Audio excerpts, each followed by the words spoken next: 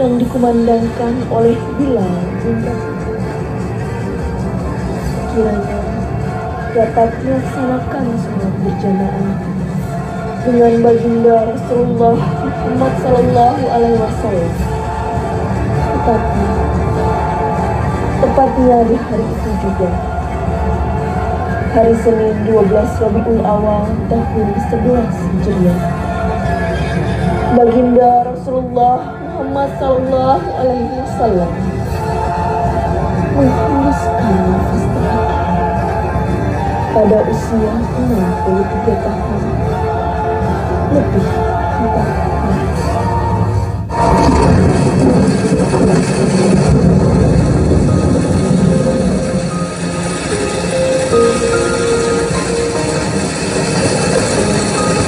Salawat dan salam semoga tercurah kepada junjungan kita Nabi Muhammad sallallahu alaihi wasallam. Di suatu pagi, di hari yang terakhir baginda Rasulullah sallallahu alaihi wasallam, dengan suara terbata-bata beliau memberikan khutbah yang singkat kepada keluarganya. Wahai umatku, kuwariskan dua perkara yang agung kepada kalian, yaitu Al-Quran dan Sunnahku, juga Al-Quran dan keturunanku. Barang siapa yang mencintai Sunnahku dan keturunanku, maka mereka telah mencintaiku, dan kelak orang-orang yang mencintaiku akan masuk ke dalam surga bersama denganku. Khutbah singkat ini diakhiri dengan Rasulullah sallallahu alaihi wasallam memandang dengan pandangan yang tenang terhadap mata sahabat-sahabatnya. Pada saat itu terlihat Abu Bakar Siddiq membalas pandangan itu dengan mata yang berkaca-kaca. Umar radhiyallahu an menahan nafas tangisnya dengan begitu kuat. Utsman radhiyallahu an menghela nafas sepanjang-panjangnya melihat Rasulullah sallallahu alaihi wasallam. Ali radhiyallahu an pun menundukkan kepala sedalam-dalamnya, isyarat bahwa waktu itu telah datang. Saat perpisahan sudah tiba dengan Rasulullah sallallahu alaihi wasallam. Rasulullah akan meninggalkan kita. Manusia termulia itu sudah hampir selesai tugasnya di dunia. Saat itu matahari kian meninggi, tapi pintu Rasulullah tetap tertutup. Sedangkan di dalamnya Rasulullah SAW sedang berbaring lemah dengan keningnya yang berkeringat dan membasahi pelepah kurma yang menjadi alas tidurnya. Tiba-tiba dari luar pintu terdengar seseorang yang mengucapkan salam.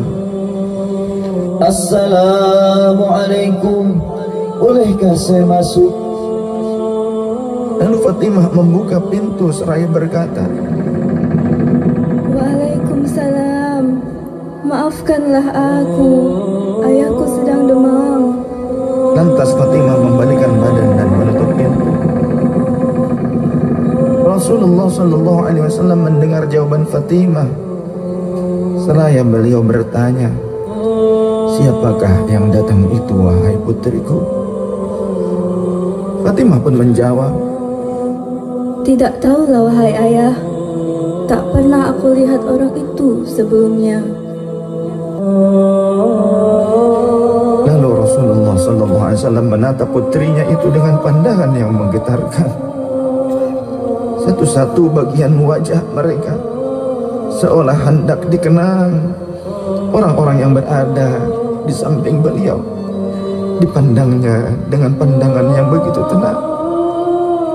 Rasulullah pun berkata, ketahuilah wahai putriku, dia itulah yang memisahkan kenikmatan dunia. Dialah malakul maut. Dialah malakul maut. Maka Fatimah pun menahan ledakan tangisnya di depan ayahnya karena mengetahui ajal ayahnya sudah dekat. Lalu malaikat Israel dan Jibril datang menghampiri Rasulullah sallallahu alaihi wasallam. Akan tetapi Jibril tidak mau mendekat kepada Rasul.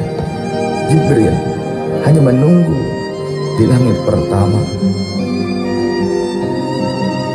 Lantas Rasulullah bertanya, "Wahai Jibril, jelaskan apa hakku di hadapan Allah Subhanahu wa taala?" Rasul berkata dengan penuh kelemahan. Lantas malaikat Jibril pun berkata, Ya Rasulullah, pintu-pintu langit telah terbuka. Para malaikat telah menanti kedatanganmu. Semua pintu surga telah terbuka lebar menanti kedatanganmu, wahai kekasihku. Namun kata Jibril tidak membuat Rasulullah SAW kalimatnya tidak membuat tenangnya baginda Rasul.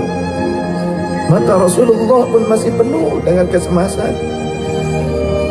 Kemudian Jibril berkata, Apakah engkau tidak senang mendengar kabar ini ya Rasulullah?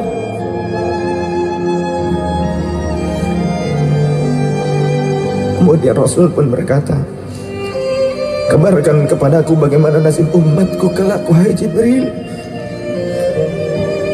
Lalu Jibril menjawab, Jangan khawatir ya Rasulullah. Aku telah mendengar Allah telah berfirman kepadaku, Kuharamkan surga bagi siapa saja kecuali umat Muhammad telah berada di dalamnya. Detik-detik wafat Rasulullah semakin mendekat, dan tibalah saatnya malaikat Israel menjalankan tugasnya. Perlahan-lahan ruh Rasulullah sallallahu alaihi wasallam ditarik dari tubuhnya. Tampak seluruh tubuh Rasulullah bersimbah peluh. Urat-urat leher baginda Rasul melegang pada saat itu. Manusia termulia merasakan sakaratul maut. Perlahan-lahan Rasulullah sallallahu alaihi wasallam pun mengadu, merasakan rasa sakit itu. Dan Rasulullah berkata, wahai Jibril, betapa sakitnya sakaratul maut ini. Rasul berkata dengan begitu lirih. Fatimah pun memejamkan matanya, tak sanggup memandang ayahnya. Sedangkan Ali di sampingnya menundukkan pandangan semakin dalam. Dan ternyata Jibril pun memalingkan mukanya, tak mampu memandang Rasulullah sallallahu alaihi wasallam.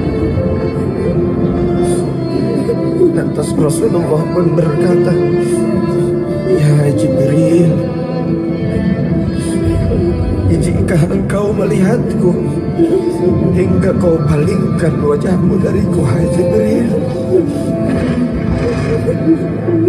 Lantas Jibril pun menjawab, Siapakah yang sanggup melihat kekasih Allah di depan ajalnya ya Rasulullah?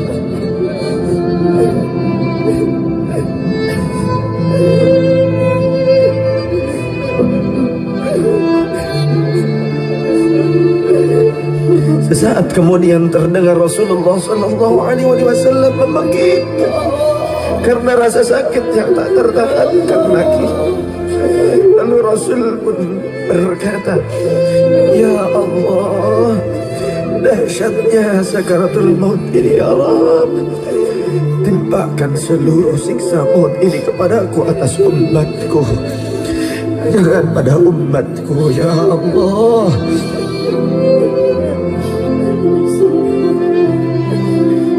Rasulullah memperjuangkan kita. Badan Rasulullah mulai dingin dan lemah. Kaki dan dadanya sudah tidak bergerak lagi pada saat itu. Menegang seluruh urat-urat beliau. Bibirnya bergetar seakan hendak membisikkan sesuatu. Maka bergegaslah Ali radhiyallahu anhu mendekatkan telinganya ke bibir Rasulullah sallallahu alaihi wasallam. Lalu Rasulullah membisikkan, Usikum bis-salah, Usikum bis-salah, Usikum bis-salah, wa ma malakat aymanukum. adalah sholat. Aku wasiatkan kepada kalian agar kalian menjaga sholat. Jagalah sholat oleh kalian, dan peliharalah orang-orang yang lemah di sekeliling kalian. Rasulullah masih mengingat kita. Di luar rumah saat itu terdengar tangisan dari para sahabat yang bersautan. Sahabat saling berpelukan. Fatimah radhiyallahu anha menutup wajahnya dengan tangannya, dan Ali pun kembali mendekatkan dirinya kepada Rasulullah sallallahu alaihi wasallam yang mulai kebiruan. Lantas Rasulullah berkata, ummati, ummati, ummati, kaifa li ummati, ummatku, ummatku, ummatku, bagaimana keadaan umatku? Dalam rumah Rasulullah masih mengingat kita umatnya. Rasul masih berkata, ummati, ummati, kaifa li ummati. Rasul masih mengingat kita umatnya. Dan berakhirlah kehidupan insan yang mulia pada saat itu. Di saat lisannya masih mengingat kita, masih menyebut nama kita umatnya. Rasulullah sallallahu alaihi wasallam telah tutup usia pada saat itu. Mampukah kita meneladani Rasulullah sallallahu alaihi wasallam dan mencintainya? Ia yang mencintai kita hingga akhir hayatnya. Padahal kita adalah umatnya yang tidak pernah beliau temui. Ya Rasulullah, ya Rasulullah, ya Rasulullah.